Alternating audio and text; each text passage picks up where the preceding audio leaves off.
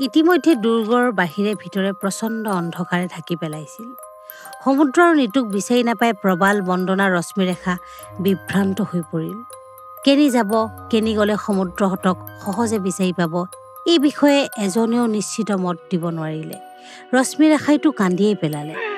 নাকান্দিবা ৰশ্মি, আমিতো চেষ্টাৰ ক্ৰুটি কৰা নাই। মোৰ দৃঢ় বিশ্বাস সমুদ্ৰদাহত নিৰাপদে আছে।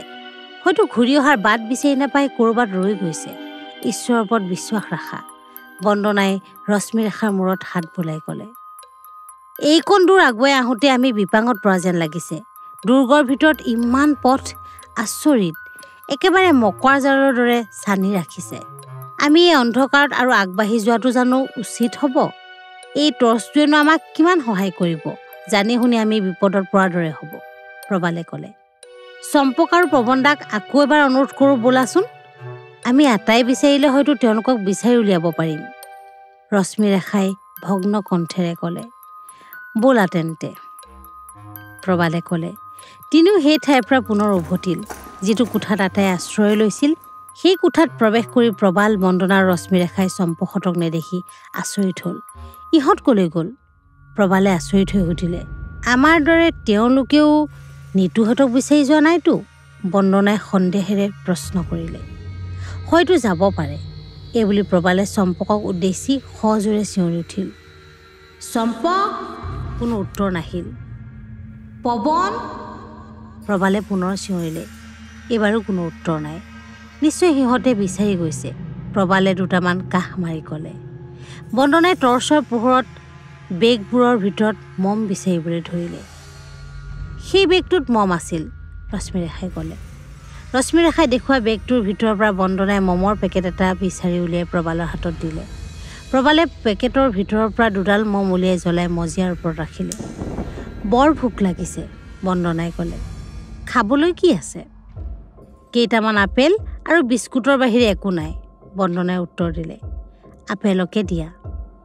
ইতিমধ্যে ৰশ্মিৰেখাই পানীৰ পাত্ৰ এটাৰ সাফৰ খুলি পানী অলপ মুখত বাকি লৈ ক'লে। মই একো নাখাওঁ, মোৰ ভোক লগা নাই। তোমাৰ কিয় ভোক লগা নাই বুজিছোঁ। চিন্তা নকৰিবা ৰশ্মি, মোৰ দৃঢ় বিশ্বাস ৰাতিপুৱাৰ লগে লগে আমি সমুদ্ৰক বিচাৰি পামেই। সমুদ্ৰৰ একো হোৱা নাই, সি কেৱল বাট হেৰুৱাইছে। ৰশ্মিৰেখা হতাশ হৈ বহি পৰিল। বন্দনাই আপেল ৰশ্মিৰেখাৰ হাতত জোৰেৰে গুজি দিলে। তোমালোকে কৈছা ৰাতিপুৱাৰ কথা, কিন্তু মই ৰাতিপুৱালৈ অপেক্ষা কৰিব নোৱাৰোঁ প্ৰবালদা। তোমালোকে বিচাৰি নগ'লেও মই যাম, অকলে যাম। যেতিয়ালৈকে সমুদ্ৰক বিচাৰি নাপাওঁ তেতিয়ালৈকে মই সমূলি শান্তি নাপাম, ৰশ্মিৰেখাই ক'লে। প্ৰবালে বন্দনালৈ চালে। বাৰু, আপেল দুটা খাই লোৱাচোন, তাৰ পাছত চিন্তা কৰিম। হয়তো ইতিমধ্যে সমুদ্ৰদা আহিও যাব পাৰে, নাইবা চম্পকহঁতে বিচাৰি পাব পাৰে। স্তব্ধ নিশ্চল হৈ বহি ৰ'ল তিনিও। সন্মুখত মমৰ হালধীয়া শিখা দুটা ৰৈ ৰৈ কঁপিছিল। অন্তঃসত্ত্বা নাৰীৰ দৰে গভীৰ ম্লান ৰাতি, ক'তো অকণো শব্দ নাই। মাথোন মাজে মাজে হুহুৰীয়াৰ দৰে বতাহৰ শব্দ। হঠাৎ বাহিৰত কিবা এটা শব্দ হ'ল। তিনিও পৰস্পৰে পৰস্পৰৰ মুখলৈ চালে। সেই সময়তে কাষতে কুকুৰে ৰাউচি টনাৰ দৰে দীঘল চিঞৰ শুনা গ'ল। এইবাৰ আটাইৰে অন্তৰাত্মা কঁপি উঠিল। দেহৰ লোম কোপত শিহৰণ জাগিল। ভয় নকৰিবা, এইবোৰ একো নহয়, প্ৰবালে বন্দনা আৰু ৰশ্মিৰেখাৰ অন্তৰত সাহ যোগাই ক'লে। অৱশ্যে প্ৰবালৰ মুখমণ্ডলতো বিন্দু বিন্দু ঘাম ফুটি উঠিছিল। বাহিৰত কাৰোবাৰ খোজৰ শব্দ শুনি প্ৰবাল থিয় হ'ল। বোধহয় চম্পকহঁত ঘূৰি আহিছে, এইবুলি প্ৰবাল দুৱাৰৰ ওচৰলৈ আগুৱাই গ'ল। টৰ্চৰ পোহৰ পেলাই দুয়োফালে চালে, কিন্তু কাকো দেখা নাপালে। কোন? শংকিত স্বৰেৰে বন্দনাই সুধিলে। নাই, কোনো নাই, হতাশাৰে ক'লে প্ৰবালে। আমি আকৌ এবাৰ চেষ্টা কৰি চাওঁ ব'লা প্ৰবালদা, ৰশ্মিৰেখাই মাত লগালে। কিন্তু বাট হেৰুৱাওঁ বুলিহে মই চিন্তিত, প্ৰবালে উত্তৰ দিলে। এটা বুদ্ধি কৰিলে কেনে হয়, বন্দনাই মাত লগালে। কি? প্ৰবালে আগ্ৰহেৰে সুধিলে। আমাৰ হাতততো অনেক মম আছে। আমি যেনি যাওঁ এটা নিৰ্দিষ্ট দূৰত্বত একোডালকৈ মম জ্বলাই গ'লে নিশ্চয় আমাৰ পথ হেৰুৱাৰ ভয় নাথাকিব, কাৰণ নিশা আমি দূৰৰ পৰাই মমৰ পোহৰ দেখা পাম। তদুপৰি এই মমবোৰ নিশ্চয় এঘণ্টাতকৈ বেছি সময় জ্বলিব। তোমাৰ বুদ্ধিটো বেয়া নহয়, বন্দনাৰ কথাৰ উত্তৰত প্ৰবালে ক'লে। খন্তেক সময় পাছত তিনিও পুনৰ বাহিৰ ওলাল। পথটো যি ঠাইতে কেইবা ভাগত বিভক্ত হৈছে বা যি ঠাইতে পাক লৈছে প্ৰবালে সেই ঠাইতে এডাল মম জ্বলাই থলে। কিমান পুৰণি দুৰ্গ, অথচ এতিয়াও কিমান মজবুত হৈ আছে, বন্দনাই ক'লে। হ'লেও ভিতৰবোৰ কেনেকুৱা দেখোন, ভেকেটা ভেকেট গোন্ধাই, ৰশ্মিৰেখাই ক'লে। হঠাৎ পিছফালে হোৱা এটা শব্দত তিনি উচপ খাই উঠিল। বন্দনাই আতংকত প্ৰবালৰ হাত এখন জোৰেৰে খামুচি ধৰিলে। ভয় নকৰিবা তোমালোকে, এনেকুৱা ডাঙৰ ডাঙৰ প্ৰাসাদ দুৰ্গ আদিত এইবোৰ শব্দ স্বাভাৱিকতে হয়। ক'ৰবাত হয়তো ইটা খহি পৰে, বাদুলি বা বন মেকুৰীয়ে চিঞৰ বাখৰ কৰে। প্ৰবালৰ মুখৰ মাত হঠাৎ বন্ধ হৈ গ'ল। পিছলৈ চকু যাওঁতেই দূৰৰ মমৰ পোহৰত এটা বিশাল আকৃতিৰ ভয়ানক চেহেৰাৰ প্ৰাণী দেখা পালে। কি বিভৎস তাৰ মুখখন! এনে বিভৎস চেহেৰাৰ প্ৰাণী প্ৰবালে জীৱনত কেতিয়াও দেখা নাই। বন্দনা ৰশ্মিৰেখায়ো ইতিমধ্যে সেই ভয়ংকৰ প্ৰাণীটো দেখা পালে। লগে লগে দুয়ো প্ৰবালক সাবটি ধৰি ভয় কাতৰ দৃষ্টিৰে সেই ভয়ংকৰ প্ৰাণীটোলৈ চাই চিঞৰিবলৈ ধৰিলে। প্ৰবালে কপা কপা হাতেৰে পিষ্টল টোঁৱালে। পিষ্টলৰ মুখেদি মুহূৰ্তৰ ভিতৰতে সামান্য জুইৰ ফিৰিঙতি অকণমান বাহিৰ ওলাল। এক অদ্ভুত ধৰণৰ কৰ্কশ ধ্বনি নিৰ্গত হ'ল আগন্তুকৰ মুখৰ পৰা। তাৰ পিছত খোজৰ ভৰত দুৰ্গ কপাই আগন্তুক মুহূৰ্তৰ ভিতৰতে সেই ঠাইৰ পৰা আঁতৰি গ'ল। প্ৰবালে স্বস্তিৰ নিশ্বাস এৰিলে। সেইটো কি বস্তু আছিল? ৰশ্মিৰেখাই শংকিত দৃষ্টিৰে ইফালে সিফালে চাই সুধিলে। একো ধৰিব নোৱাৰিলোঁ, হয়তো কিবা জন্তু হ'ব পাৰে। সিয়ে মাজে মাজে কুকুৰৰ দৰে চিঞৰি থাকে চাগৈ। প্ৰবালে কথাটো পাতলাবলৈ চেষ্টা কৰিলে। মোৰ কিন্তু কিবা অপাৰ্থিৱ বস্তু যেনহে লাগিল। বন্দনাই গৈ গাটো জিকাৰ মাৰি দিলে। পাগল নেকি? ভূত প্ৰেত হ'লে এনেদৰে আঁতৰি যাব নেকি? ইমান সময় আমাক আটাইকে ঠেকেচি ঠেকেচি মাৰিলহেঁতেন। ব'লা, হাতত পিষ্টলটো আছে যেতিয়া ইমান চিন্তা কৰিবলগীয়া কি আছে? তিনিও সন্তৰ্পণে পুনৰ আগ্ৰসৰ হ'ল। প্ৰবালে মাজতে দুবাৰমান সমুদ্ৰৰ নাম ধৰিও চিঞৰিলে, কিন্তু কোনো উত্তৰ নাপালে। কেৱল সেই চিঞৰৰ প্ৰতিধ্বনিহে বাৰে বাৰে ঘূৰি আহিল। পৱনদা, সুজাতাহঁত যে আকৌ কলৈ গ'ল? বন্দনাই মাজতে ক'লে। আমাৰ দৰে সিহঁতেও নিশ্চয় সমুদ্ৰৰ নিটোক বিচাৰি ফুৰিছে, প্ৰবালে ক'লে। এনেতে পুনৰ এটা বিকৃত শব্দ তিনিওৰে কৰ্ণগোচৰ হ'ল। কি? ভয়াৰ্ত কণ্ঠেৰে ৰশ্মিৰেখাই সুধিলে। ওচৰতে ক'ৰবাত দুটামান বাদুলিয়ে চিঞৰি উঠিল। সেই চিঞৰ শেষ নহওঁতেই দূৰৰ কেইটামান কুকুৰে একেলগে ৰাউচি জুৰি চিঞৰাৰ দৰে শব্দ ভাঙি আহিল। তিনিওৰে মনত এনে লাগিল যেন এই মুহূৰ্ততে আটাই এক নিদাৰুণ পৰিস্থিতিৰ মুখামুখি হ'ব। তেজ পানী কৰা ভয়ংকৰ হাত বাউলিৰ কবলত পৰিছে যেন প্ৰবালহঁত। প্ৰাণৰ ভয়ত তিনিও প্ৰাণে পণে লৌৰিবলৈ ধৰিলে। অত্যাধিক ভয়ত তিনিওৰে ভৰিবোৰ যেন জঠৰ হৈ পৰিছিল। উজটি খাই বন্দনাৰ ৰশ্মিৰেখা কেইবাবাৰো পৰিল, তথাপিতো ৰোৱা নাই। অকস্মাত প্ৰবালৰ টৰ্চৰ পোহৰ এঠাইত পৰাৰ লগে লগে প্ৰবাল উচপ খাই উঠিল। ৰশ্মিৰেখা আৰু বন্দনায়ো আতংকত চিঞৰি দিলে। প্ৰবালহঁতে কিবা চিন্তা কৰাৰ পূৰ্বে যিটো বস্তু দেখি আতংকিত হৈ ৰৈ গৈছিল, সেই বস্তুটোৱে লৰচৰ কৰি উঠিল। প্ৰকৃততে সেইটো জন্তু আন কোনো নাছিল, সমুদ্ৰ আৰু নিতুহে আছিল। দুই সেই ঠাইত আলিংগনাবদ্ধ হৈ শুই আছিল। ৰশ্মিৰেখা আৰু বন্দনাৰ চিঞৰত দুয়ো খকমককৈ থিয় হ'ল। আতংকগ্ৰস্ত নেত্ৰে দুয়ো টৰ্চটোৰ ফালে চাই ৰ'ল। টৰ্চৰ পোহৰটোৰ বাহিৰে দুয়ো একোকে দেখা পোৱা নাছিল। সমুদ্ৰদা, প্ৰবালে উচ্চাৰণ কৰিলে। নিতু তেতিয়াও সমুদ্ৰক সাৱটি ধৰি আছিল। সমুদ্ৰয়ো। ৰশ্মিৰেখা দুখোজ আগুৱাই গ'ল পোহৰৰ সন্মুখলৈ। ৰশ্মি! ৰশ্মিৰেখাক দেখাৰ লগে লগে সমুদ্ৰই আচৰিত হৈ চিঞৰি উঠিল আৰু নিতুক বাহুবন্ধনৰ পৰা মুক্ত কৰিলে। নিতুৱেও এৰি দিলে সমুদ্ৰক।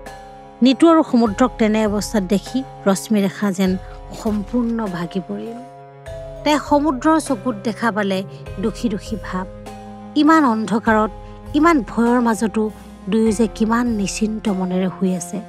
ৰশ্মিৰেখাৰ চিঞৰি চিঞৰি কান্দি দিবৰ মন গ'ল, কিন্তু নাকান্দিলে।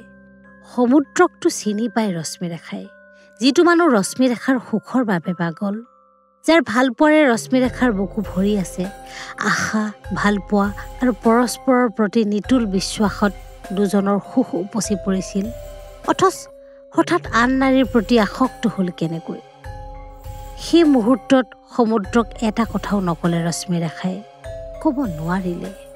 আমি তহঁতক বিচাৰি বিচাৰি হাইৰাণ হৈ পৰিছোঁ, অথচ তহঁত ইয়াত নিশ্চিন্ত মনে শুই আছ? প্ৰবালে মাত লগালে। নিশ্চিন্ত মনে নহয় প্ৰবাল, আন্ধাৰত বাট পথ বিচাৰি বিচাৰি অৱশেষত ক্লান্ত হৈহে ইয়াত বহি আছিলোঁ। তাতে নিতুটো ভীষণ ভয় খাইছিল, সমুদ্ৰই ক'লে। তহঁতক পাই যথেষ্ট সাহস ঘূৰাই পাইছোঁ, নহ'লে আমি ভয়তে মৰিলোহেঁতেন। পৱনহঁত ক'ত? সিহঁতেও বোধ হয় তহঁতকে বিচাৰি ফুৰিছে, প্ৰবালে উত্তৰ দিলে। আটাই সেই ঠাইৰ পৰা উভতিল। প্ৰবালে ঠায়ে ঠায়ে জ্বলাই থৈ যোৱা মমবোৰৰ কাৰণে উভতি অহাত অসুবিধা নহ'ল।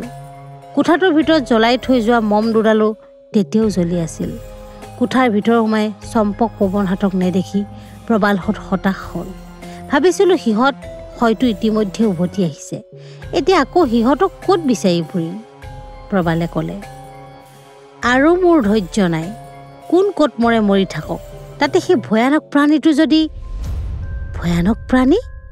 বন্দনাৰ কথা শেষ নহওঁতে সমুদ্ৰই আচৰিত হৈ উঠিলে। তহঁতক বিচাৰি এটা ভয়ংকৰ প্ৰাণী আমি দেখা পাইছিলোঁ। অতিকায় প্ৰাণীটো ঠিক গৰিলাৰ দৰে লাগিছিল, প্ৰবালে উত্তৰ দিলে। মোৰ মতে সেইটো এটা অপাৰ্থিৱ প্ৰাণীহে আছিল, বন্দনাই ক'লে। ইতিমধ্যে আটাইবোৰ মজিয়াত বহিল। নিতু সমুদ্ৰৰ গাত গা লগাই বহিল।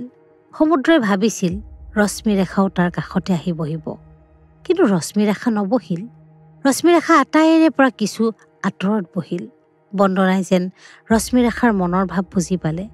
কৰুণ দৃষ্টিৰে ৰশ্মিৰেখাৰ ফালে এবাৰ চাই মাত লগালে। ৰশ্মি, তুমি এইখিনিলৈ আহা। নাই, নালাগে, এইখিনিতেই হ'ব, সেটা হাঁহি এটা মাৰি ৰশ্মিৰেখাই ক'লে। সমুদ্ৰই দুখী দুখী ভাৱেৰে ৰশ্মিৰেখাৰ ফালে চালে। নিতুকো আঁতৰাবলৈ সাহস নকৰিলে। কাপুৰুষৰ দৰে তলমূৰকৈ বহি ৰ'ল। ৰশ্মিৰেখাই মজিয়াৰ বেৰত আউজি বহি ল'লে একেদৰে। চকুত পানী নাই, মুখমণ্ডলত কোনো ভাৱৰ কথা নাই, চেতনাৰ চাঞ্চল্য নাই। ৰশ্মিৰেখা নহয়, ৰশ্মিৰেখাৰ প্ৰতিমূৰ্তিহে যেন। মূৰ ঘূৰাই পৰি যাব খুজিছিল ৰশ্মিৰেখা। বেৰখনত আউজিহে কোনোমতে নপৰাকৈ ৰ'ল। এইবোৰ দেখাৰ পূৰ্বে তাই অন্ধ হৈ নগ'ল কিয়? ৰশ্মি? এটি কোমল মাত ৰশ্মিৰেখাৰ কাণত পৰিল। সমুদ্ৰৰ কণ্ঠস্বৰ। ৰশ্মিৰেখাই মূৰ তুলি সমুদ্ৰলৈ চালে। ৰশ্মি? আকৌ সেই কণ্ঠস্বৰ। মোক মাতিছা তুমি? ৰশ্মিৰেখা আগ্ৰহেৰে আগুৱাই গ'ল সমুদ্ৰৰ ওচৰলৈ। সমুদ্ৰ আচৰিত হ'ল। সিটো মুখেৰে এটা শব্দ উচ্চাৰণ কৰা নাই। নাইতো, মই তোমাক মতা নাই। সমুদ্ৰই কোৱাৰ লগে লগে ৰশ্মিৰেখা দুখত ম্ৰিয়মান হৈ পৰিল। আঁতৰি আহিব খোজোতেই সমুদ্ৰই ৰশ্মিৰেখাৰ হাত এখনত ধৰি সোঁকাষতে বহুৱাই দি ক'লে, ইয়াতে বহা। বহিব নোখোজিলেও ৰশ্মিৰেখা বহি পৰিল। দুখ অভিমানত হৃদয় ভাগি যেন দুখৰ হ'ল। ভৰিৰ তলৰ পৰা মাটি আঁতৰি গৈছে। বিশ্বাসৰ সেউজ ভূখণ্ড প্ৰবল বেগেৰে প্ৰবাহিত জলৰ আঘাতত খহি পৰাৰ দৰে আছাৰ খাই পৰিছে তাই। দুয়োৰে মাজত ভালপোৱাৰ ৰাজপ্ৰাসাদ গঢ়ি উঠিছিল একমাত্ৰ বিশ্বাসৰ ওপৰত ভিত্তি কৰি। সেই নিতুল বিশ্বাস এনেদৰে ভাঙি পেলালে সমুদ্ৰই। সঁচাকৈ আচৰিত এই মানুহৰ মন। প্ৰসন্ন দিনৰ পোহৰত যিটো সঁচা হৈ আছিল, নিশা অন্ধকাৰত বুজি পোৱা গ'ল যে তাতকৈ মিছা আৰু একো নাই। মাত্ৰ এটা নিশাৰ ভিতৰত সৰ্বস্ব হেৰুৱাই পেলাইছে ৰশ্মিৰেখাই। ৰশ্মিৰেখাই সমুদ্ৰক কেৱল মাত্ৰ 2টা বছৰহে চিনি পাইছেনে? জন্ম জন্মান্তৰ ধৰি চিনি পাই তাই সমুদ্ৰক। সমুদ্ৰক জীৱনৰ ৰশ্মিৰ বাহিৰে আৰু দ্বিতীয় সখী নাই, প্ৰিয়া নাই, কামিনী নাই। কিমান দিন, কিমান নিশাৰ, কিমান তুচ্ছ ঘটনা, কিমান সৰু সৰু কথা বতৰাৰ মাজেৰেও প্ৰমাণিত হৈছে বাৰে বাৰে। ইমান ভালপোৱা, ইমান বিশ্বাস, সেয়া জানো মিছা হ'ব পাৰে? বন্দনাই এটা দীঘল হামি মাৰিলে। টোপনি আহিছে বনো? প্ৰবালে সুধিলে। বন্দনাই কোনো উত্তৰ নিদিলে। ভৰি দুখন মেলি বেৰত পিঠিখন লগাই ভালদৰে আউজি বহিল। ৰশ্মিৰেখাই সি সমুদ্ৰৰ কাষত বহাত নিতুৱে ভাল পোৱা নাছিল। ক্ষুব্ধ হৈ নিতুৱে সমুদ্ৰৰ ওচৰৰ পৰা আঁতৰি যাব খোজাত সমুদ্ৰই নিতুৰ হাত এখনত জোৰ কৰি ধৰি ৰাখিলে। এই দৃশ্যও ৰশ্মিৰেখাৰ চকুত নপৰাকৈ নাথাকিল। সমুদ্ৰৰ উদ্দেশ্য কি ৰশ্মিৰেখাই বুজিবলৈ টান পালে। প্ৰকৃততে সমুদ্ৰৰ উদ্দেশ্য কি, নিতুৰ প্ৰতি মনোভাৱ কেনে, এইবোৰ একোকে নবুজিলে ৰশ্মিয়ে। এনেতে কোঠাৰ সিফালেই কিবা এটাই যেন বিকট জোৰেৰে চিঞৰি উঠিল। আটাই আতংকত শিয়ৰি উঠিল। প্ৰবালে হাতৰ মুঠিৰ ৰিভলভাৰটো জোৰেৰে চেপি ধৰিলে। সমুদ্ৰদা? নিতুৱে কম্পিত স্বৰেৰে মাত লগালে। সমুদ্ৰই নিতুৰ ফালে চালে। দাদা আৰু বৌহঁত নিশ্চয় কিবা বিপদত পৰিছে, নিতুৱে ক'লে। নিতুৰ কথাত বিৰক্ত হ'ল ৰশ্মিৰেখা। সমুদ্ৰৰ কাণৰ ওচৰলৈ নিজৰ মুখখন নি ফুচফুচাই ক'লে, তুমি এতিয়া কলৈকো যাব নোৱাৰা। হঠাৎ বন্দনাৰ ওচৰতে বেৰৰ পৰা ইটা এচপৰা খহি পৰিল। ভিটা হৰিণীৰ দৰে বন্দনা একে জাপে গৈ প্ৰবালৰ কাষত বহিল। আটাই শংকিত, ভয়াৰ্ত। নিতু আৰু ৰশ্মিৰেখা দুয়ো সমুদ্ৰৰ নিচেই কাষ চাপি গ'ল। দুয়োৱে সমুদ্ৰক সাবটি ধৰিলে। ভয় নকৰিবা তোমালোকে, নিশ্চিন্ত মনে শুবলৈ চেষ্টা কৰা, সমুদ্ৰই ক'লে। চতুৰ্দিশ পুনৰ নীৰৱ নিস্তব্ধ।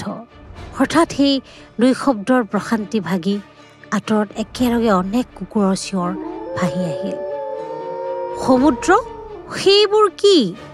প্ৰবালে যেন ভীষণ ভয় খাইছে। ভয় নকৰিবা প্ৰবাল, ঈশ্বৰ আমাৰ সহায় হওক, সমুদ্ৰই ক'লে। এইটো দুৰ্গ নহয়, যেন এক দুৰ্ভেদ্য বন্দীশালহে। এই বন্দীশালৰ ভিতৰত আমি অসহায় বন্দী, নিতুৱে ক'লে। ৰশ্মিৰেখাই সমুদ্ৰৰ বুকুত হাত এখন থলে। তাই ভয় আৰু উত্তেজনাত ভীষণ কঁপিছিল। এনেতে হুৰমুৰকৈ বেৰৰ পৰা আৰু কেইবা চপৰাও ইটা খহি পৰিল। অজান বিপদৰ আশংকাত আটাই বাৰে বাৰে সিঁয়ৰি উঠিল। পুনৰ এটা কুকুৰৰ চিৎকাৰ শুনা গ'ল, যেন এক ভয়াৰ্ত প্ৰাণৰ মৰ্মান্তিক আৰ্তি। তোমাৰ ৰুদ্ৰাক্ষৰটো কি হ'ল? সমুদ্ৰৰ বুকুত হাত বোলাই গুটিটো বিচাৰি নাপাই ৰশ্মিৰেখাই সুধিলে। মোৰ গুটিটো ক'ৰবাত হেৰাই যোৱাৰ কাৰণে সমুদ্ৰদাই তেওঁৰটো মোক দিছে, সমুদ্ৰই কিবা এটা কোৱাৰ পূৰ্বে নিতুৱে ক'লে। কিবা এক বেদনাত ৰশ্মিৰেখাৰ বুকুখন যেন বিষাই উঠিল। চকু দুটা অশ্ৰুৰে ভৰি পৰিল। তাৰপিছত বান্ধ ভঙা প্লাৱনৰ দৰে অশ্ৰুৰ ধাৰাবোৰ বৈ আহিল। আজি কিছুদিনৰ পূৰ্বে সমুদ্ৰই ধেমালিতে কোৱা কথা এষাৰ মনত পৰিল ৰশ্মিৰেখাৰ। সমুদ্ৰই কৈছিল, জানা ৰশ্মি, আজি এজন ডাঙৰ জ্যোতিষীক মই মোৰ হাত দেখুৱাইছিলোঁ। জ্যোতিষীয়ে মোক একে আখৰতে স্বপ্নায়ু বুলি কৈছে। বিবাহৰ পূৰ্বেই মোৰ হেনো মৃত্যু ঘটিব। মিছা কথা, জ্যোতিষীৰ এই ভৱিষ্যতবাণী কেতিয়াও নফলিয়ায়। মোৰ আয়ুসেৰে তোমাক ৰক্ষা কৰিম, ৰশ্মিৰেখাই উত্তৰ দিছিল। কিন্তু ই জানো সম্ভৱ ৰশ্মি? সমুদ্ৰই হাঁহি সুধিছিল। তুমি আমাৰ হোৱা বা আয়ুষ্মান হোৱা কিম্বা ক্ষণায়ু হোৱা, যিয়েই হোৱা, তুমি কিন্তু মোৰ প্ৰেমৰ পুৰুষ। যদি মৃত্যুৱে তোমাক কাঢ়ি নিবলৈ আহে, যদি বৰণমালা দান কৰাৰ সুযোগ নাপাওঁ, তথাপিতো মই মোৰ প্ৰেমাকুল এই দুই বাহুৰ মালা তোমাৰ কণ্ঠত উপহাৰ নিদিয়াকৈও তোমাৰ মৃত্যুক মধুৰ কৰি দিব পাৰোঁ মই। ৰশ্মিয়ে ভাল পায় তোমাক, তোমাৰ হৃদয়ক, তোমাৰ অমৰত্বক নহয়। পুৰণি কথাবোৰ ৰশ্মিৰ মনত পৰাৰ লগে লগে ৰশ্মিৰ মনটো আৰু বেছি বিষণ্ণতাৰে ভৰি পৰিল। পিছ মুহূৰ্ততে ৰশ্মিৰেখাই নিজৰ ডিঙিৰ পৰা ৰুদ্ৰাক্ষৰ গুটিটো খুলি সমুদ্ৰৰ ডিঙিত পিন্ধাই দিলে। এয়া কি কৰিছা ৰশ্মি? সমুদ্ৰই বাধা দিবলৈ চেষ্টা কৰিলে।